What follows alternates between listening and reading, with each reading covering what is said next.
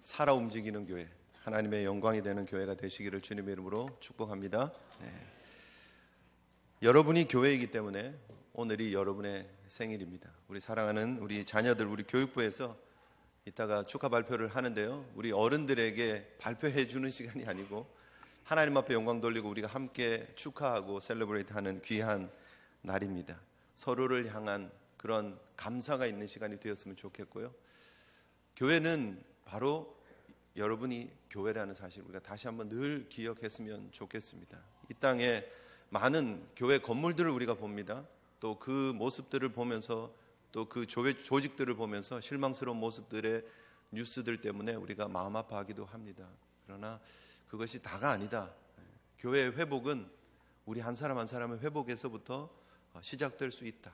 하나님께서 교회를 사랑하시고 또 교회를 통해서 이루실 하나님의 아름다운 계획들이 있기 때문에 여러분 교회를 계속해서 기대하시고 교회를 통해서 역사하실 하나님을 기대하시기를 주님의 이름으로 축복합니다. 여러분이 바로 서기만 하면 돼요. 우리가 바로 서기만 하면 돼요. 우리 한 사람 한 사람이 바로 서기만 하면 된다. 교회를 생각하면 좋다, 행복하다, 기대가 된다, 이런 말씀을 하셔야 됩니다. 교회 생각하면 머리가 아프다, 골치가 아프다, 회의감이 든다, 이런 얘기들이 요즘 너무 많이 나와요. 사실은 이번 주도 한 건 또 있었어요. 사실은 계속해서 터져요. 어쩌면 그럴 수 있나 할 정도로, 참 신기하다 할 정도로 사건들이 계속 터집니다. 너무너무 안타까운데요, 결국 교회를 향한 우리가 건강한 기대가 어디에서부터 출발할 수 있나? 바른 교회관의 회복에서부터 시작될 수 있다는 것이죠. 이번 한 주 동안 우리가 매일 성경을 통해서 고린도전서를 함께 살펴보았습니다. 고린도전서 1장 2절에 교회에 대한 정의를 이렇게 주고 있습니다. 고린도에 있는 하나님의 교회 곧 그리스도 예수 안에서 거룩하여지고 성도라 부르심을 받은 자들과 또 각처에서 우리의 주 곧 그들과 우리의 주 되신 예수 그리스도의 이름을 부르는 모든 자들에게, 결국 교회는 성도라 부름받은 사람, 교회는 예수 그리스도의 이름을 부르는 사람, 바로 그것이 교회라는 것입니다. 고린도 지역에 있는 어떤 고린도 에비뉴의 78 코너에 있는 어떤 교회 건물이 아니고요. 교회는 바로 성도라 부름을 받은 성도가 교회라는 거예요. 예수 그리스도의 이름을 부르는 사람들이 교회라는 거예요. 그래서 우리 교회가 지금 앉아있는 여러분들이 교회라는 사실, 우리 교회, 이거는 교회 건물입니다. 여러분들이 교회라는 사실을 기억한다면, 바른 교회관을 가진다면 우리 속에 새롭게 하나님이 주신 소망들을, 또 하나님이 주신 사명들을 발견할 필요가 있다는 거예요. 그래서 교회를 우리가 너무 교회를 이원적으로 나누시면 안 돼요. 이게 중요한 부분입니다. 오늘 꼭 기억했으면 좋겠는데요, 교회를 우리가 비판하거나 교회를 향해서 회의적인 반응들을 보일 때 나는 아니고 다른 어떤 교회, 어떤 객체가 있는데 그 객체의 교회로서 우리가 비난할 수 있는 교회가 따로 있다고 생각을 하는 거예요. 교회는 바로 나예요. 교회는 바로 우리예요. 그래서 비난하는 우리를 향해서 하는 비난이라는 생각을 한다면, 우리가 지금 아파하고 슬퍼하고 있는 그 모습이 바로 내 모습이라고 생각을 한다면 우리의 생각들이, 또 우리의 교회를 향한 기도의 제목들이 바뀔 수 있다는 거예요. 여러 안타까운 모습들이 나옵니다. 그런 뉴스들이 들립니다. 그러나 그 교회를 함께 우리가 부둥켜 안고 교회를 위해서 기도해야 합니다. 내 손에 종기가 생겼어요. 손가락에 가시가 박혔는데 그 가시를 좀 이렇게 깨끗하게 소독하지 않고 치료를 안 했더니 이게 곪기 시작했어요. 안에 막 농이 차기 시작했어요. 어떻게 해야 됩니까? 이거 내 손가락 아니야 하고, 이 나쁜 손가락 하고 욕하면 안 된다는 거예요. 어떻게 해야 됩니까? 사랑하는 마음으로 그 환부를 짜내고 약을 발라주고 치료를 해줘야 돼요. 그래야 소망이 있는 거예요. 건강해지는 거예요. 그러지 않으면 이 농이, 이 염증이 다른 곳으로 이렇게 쭉 퍼질 수 있어요. 계속해서 더 확대되어질 수 있다는 거예요. 교회를 향해서 여러분 이중적으로 나누지 말자라는 거예요. 교회를 향한 건강한 교회관을 가지고 교회를 향해서 사랑하는 마음으로, 또 기대하는 마음으로, 하나님의 역사하심을 믿는 마음으로 여러분 교회를 향해서 품어주시고 또 기도해 주시고 관심 가져주시기를 바랍니다. 교회를 향해서, 우리 교회뿐 아니에요. 여러분 이 땅에 있는 모든 교회를 향해서 여러분들이 기도의 제목으로 삼고 함께 아파하고 기도한다면, 그렇게 그 일을 위해서 무릎 꿇고 기도하고 눈물 흘리는 성도들이 있다면 하나님의 교회는 결코 망하지 않는다. 하나님의 교회는 새로운 하나님 주신 비전을 향해서 전진할 수 있다라는 거예요. 물론 지금 이 과정을 통해서 하나님이 또 교회를 더 건강하게 만들어 가시는 과정이라고 생각을 합니다. 이 일이 또 하나님이 배후에 역사하고 계시고, 이 일을 통해서 하나님이 분명히 또 교회를 더 이렇게 참 잘못된 모습들 잘라내고 도려내고 고칠 건 고치고 바꾸시고 하려고 하시는 뜻이 있다고 저는 그렇게 믿고요. 여러분, 하나님을 신뢰하시면, 하나님을 믿으면 교회를 부정하시면 안 됩니다. 교회를 더 사랑하시고 교회를 향해 더 헌신하시고 여러분을 향해서, 여러분 몸된 그리스도의 몸된 교회를 향해서 더 사랑하는 모습들 많이 보여주시기를 바랍니다. 그런데 결국은 교회에 나타나는 그런 문제들이 잘못된 교회관에서 출발한다는 사실 우리가 좀 기억했으면 좋겠고요. 고린도전서 1장 12절에 보면 사도 바울이 고린도 교회를 향해서 내가 너무 마음이 아프다, 고린도 교회 안에 분쟁이 있다는 소식을 내가 듣는데, 들어보니까 나는 바울에게, 나는 아볼로에게, 나는 게바에게, 나는 그리스도에게 속했다라고 하면서 이 네 파가 갈라져서 싸운다는 얘기를 듣는다는 거죠. 사도 바울이 너무 아프다는 거예요. 교회에 나눔이 있었습니다. 왜 그랬느냐? 결국은 다 잘못된 교회관에서부터 출발하는 거예요. 교회가 그리스도의 몸된 교회고, 이 교회 주인이 그리스도라는 하나님이라는 사실을 인정하지 못하면 그 교회 구조 속에서, 교회 조직 속에서 패나눔이 생기기 시작한다는 거예요. 그리고 자기가 교회의 주인인 양 행세하려고 하는 그룹들이 생기기 시작한다는 거예요. 지난 수요일날 우리가 살펴봤습니다만, 이 바울에게, 아볼로에게, 게바에게, 그리스도에게라고 하는 것이 일반적으로 오늘날 현대 교회에도 나타나고 있는 특징입니다. 교회가 개척되어지고 교회가 시작되어지면 항상 교회 개척파가 있어요. 항상 교회를 위해서 헌신하고 개척한 파가 있어요. 그게 바울파예요. 지금 우리는 바울파야. 사도 바울이 교회를 세웠고 우리가 그때부터 헌신했고, 그러면서 바울파가 하나가 만들어지는 거예요. 아볼로파가 지금 만들어졌어요. 무슨 파입니까? 담임 목사파예요. 지금 쉽게 말하면 우리는 누가 뭐래도 지금 말씀 전하는 저 아볼로 목사님 설교도 좋고, 우리는 저 아볼로 목사님하고 똘똘 뭉칠 거야 해서 담임 목사파가 하나 만들어진 거예요. 지금 게바파는 뭐예요? 베드로파예요. 그래도 우리는 역사와 전통을 자랑하는 역사파야, 뭐 이렇게 하는 거죠. 여기저기에 못 속하는 파는 항상 뭐라 그러죠? 우리는 하나님만 봐, 그리스도파예요. 그래서 이렇게 나눠지는 거예요. 늘 교회 역사 속에 늘 이런 파들이 나눠져요. 똑같아요. 잘못된 교회관을 가진 모습들이에요. 그래서 서로, 물론 그리스도파가 잘못됐다는 얘기는 아니지만 내가 다른 파에 못 속했기 때문에 나도 파를 하나 또 만드는 그런 모습을 얘기를 하는 거예요. 그래서 그것도 아니라는 거예요. 전체가 다 그리스도의 몸이라는 사실을 우리가 인정하고 그분 안에서 하나가 되어야 됩니다. 오늘 성경을 보면 여러분, 베드로의 믿음의 고백이 있습니다. 그리고 이 고백 위에 교회가 세워졌다라고 하는 그런 아름다운 내용이 보여지고 있습니다. 너무 잘 아는 내용이에요.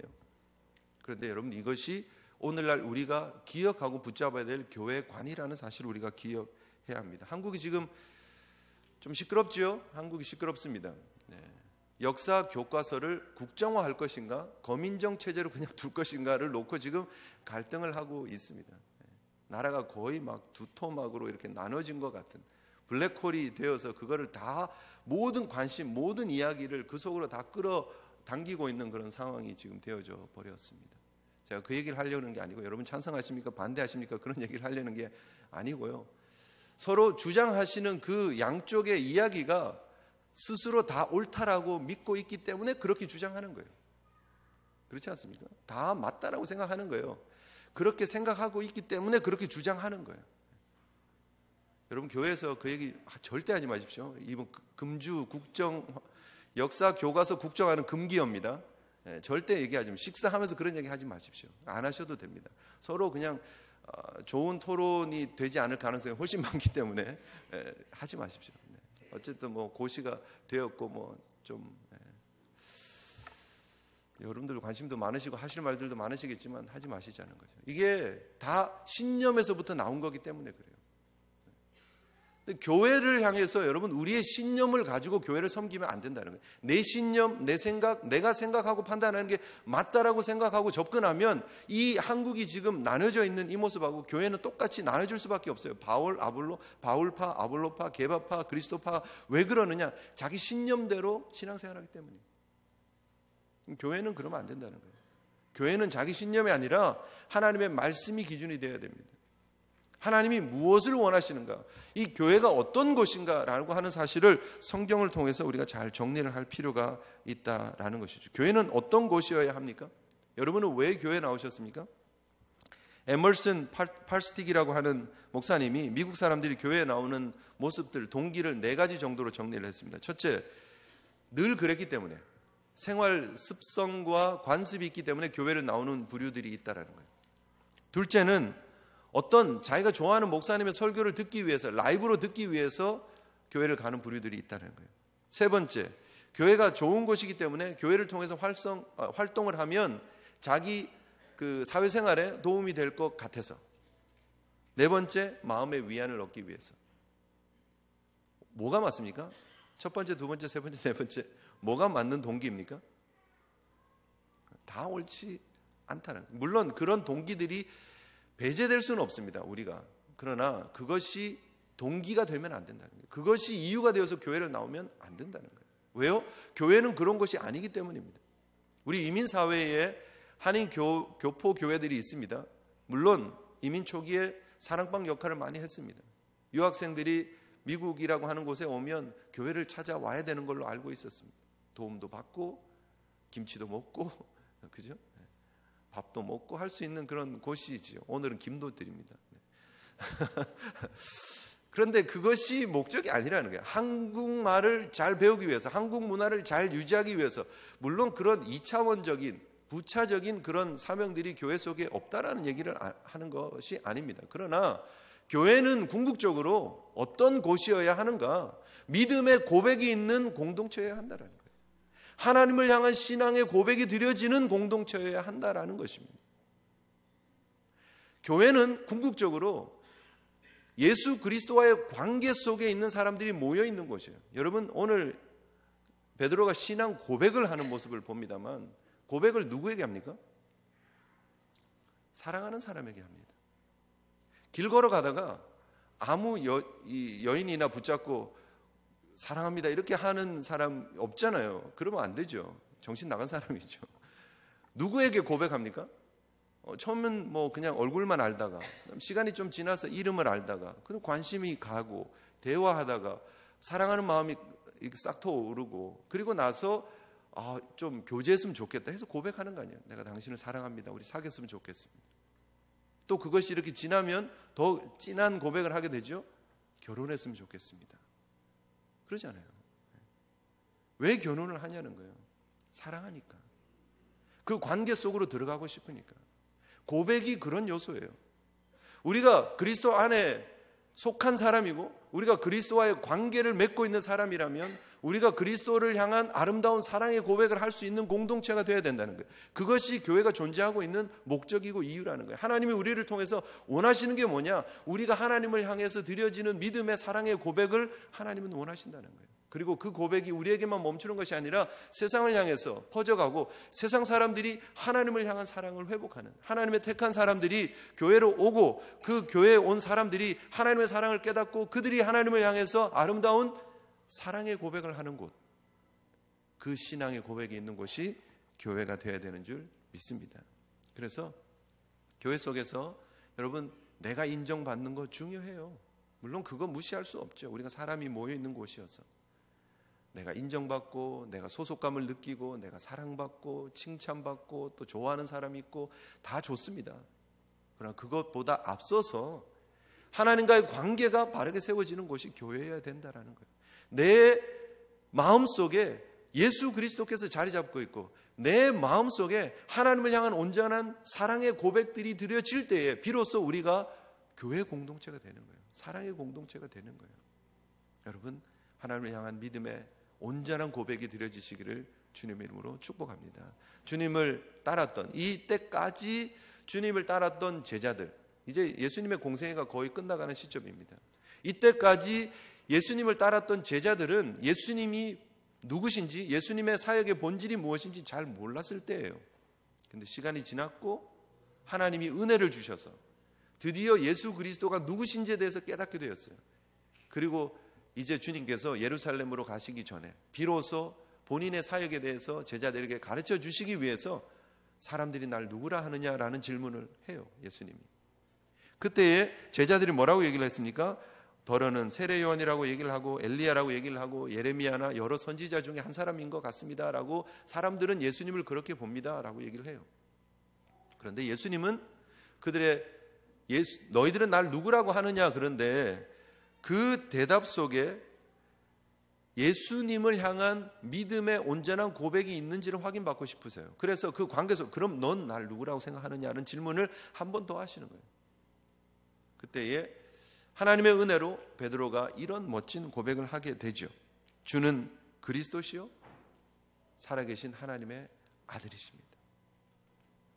그전까지 베드로가 어떤 마음으로 예수님을 따랐는지 우리가 잘 모릅니다. 그러나 겉으로 드러난 모습만 보면 사실은 이런 고백을 하고 그 뒷면에 감춰진 베드로의 마음속에는 여전히 권력을 향한 마음들이 있었을 거예요. 나도 예수님 따라가다가 한 자리 했으면 좋겠다, 이런 마음이 있었는지 몰라요. 그런데 하나님의 은혜로 이런 고백이 가능한 거예요. 우리 마음속에 교회를 오면서 여러분 우리가 가지고 있는 다른 동기들이 있을 수도 있어요. 교회 가서 내가 좀 마음의 위로를 얻었으면 좋겠다.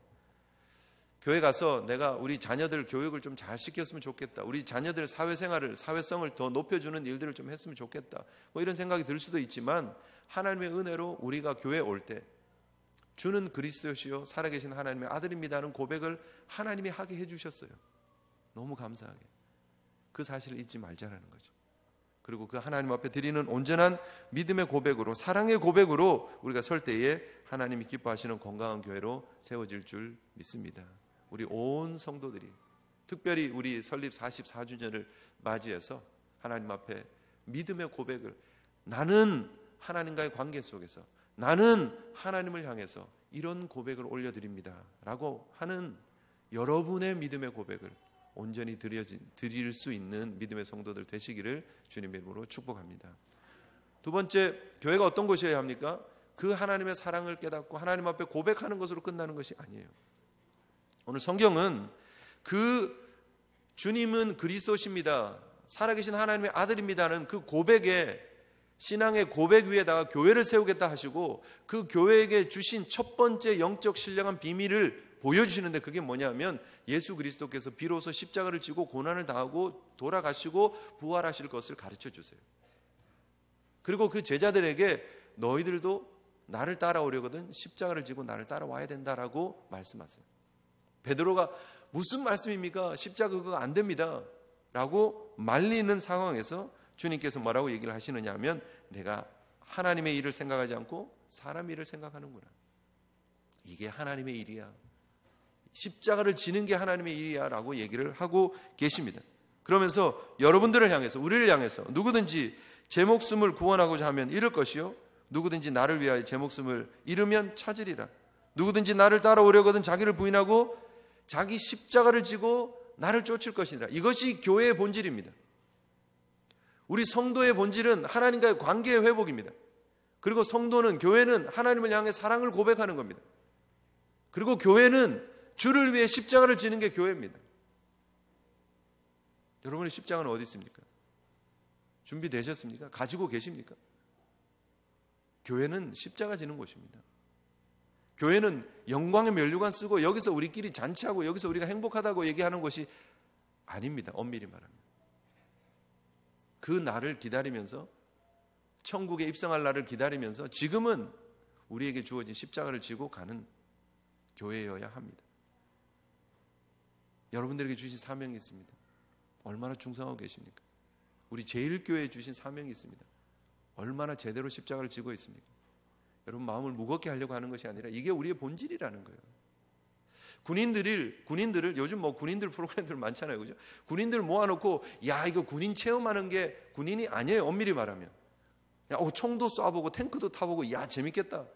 뭐 줄 타고 내려가고 뭐 그 레펠 훈련하고 재밌어 보입니까? 야, 이거 돈도 안 들이고 번지 점프 기분을 내는구나. 뭐 군인의 본질은 그게 아니에요. 군인의 본질은 나라를 지키는 거예요. 군인의 본질은 전쟁에서 승리하는 거예요. 그거를 준비하고 있는 거예요. 교회의 본질은 마찬가지예요. 우리가 함께 모여서 야, 재밌구나, 신나구나가 아니에요. 이 영적 싸움을 승리하기 위해서 십자가를 지고 주님의 용사로서 전진하는 거예요. 여러분의 십자가를 기억하셔야 됩니다. 나에게 주어진 십자가를 기억하셔야 됩니다. 교회에게 주신 십자가를 우리가 함께 지고 나가실 수 있기를 주님의 이름으로 축복합니다. 그럼 어떻게 해야 되느냐? 어떻게 해야 되느냐? 우리가 하나님 사랑한다는 것도 있고 이제 십자가도 졌는데 어떻게 해야 되는가?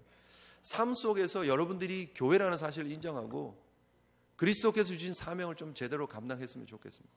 오늘 결론으로 그냥 이야기를 하나 제가 읽어드리고 마쳤으면 좋겠습니다.